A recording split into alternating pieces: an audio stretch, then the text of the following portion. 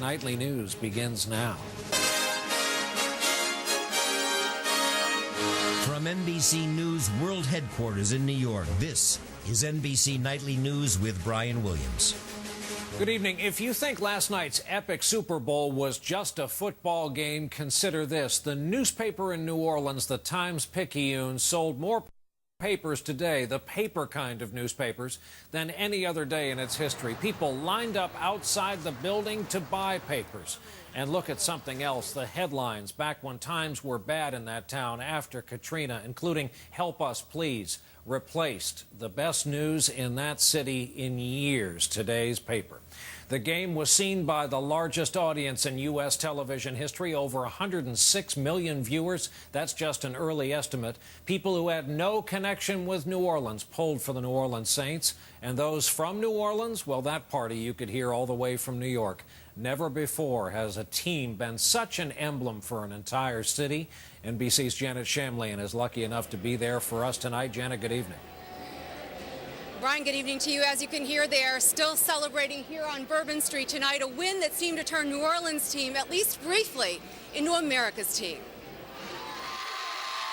The long-suffering Saints, a sentimental favorite across the country, back home with football's biggest prize. Hard won after years of struggle, not unlike that faced by the city this team calls home. We played for so much more than just ourselves. We played for our city. We played for the entire Gulf Coast region. We played for all the entire Houdat Nation. That is the most precious moment that a father can share with his son. Drew Brees, not just the MVP quarterback, but by any account, the biggest cheerleader of post-Katrina revival.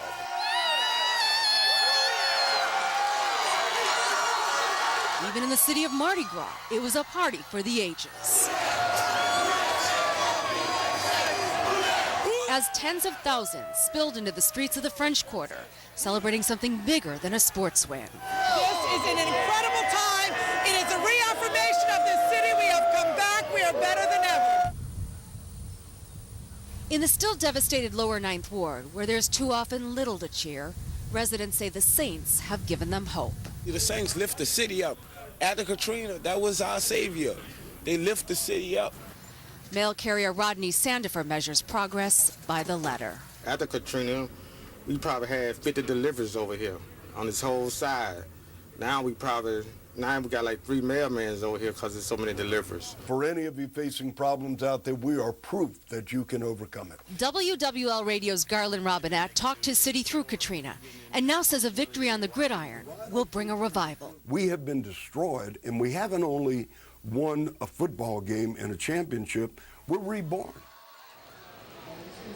A victory parade is planned for here tomorrow night, even in a city for throwing big parties. Planners are saying this one will have no equal. Brian?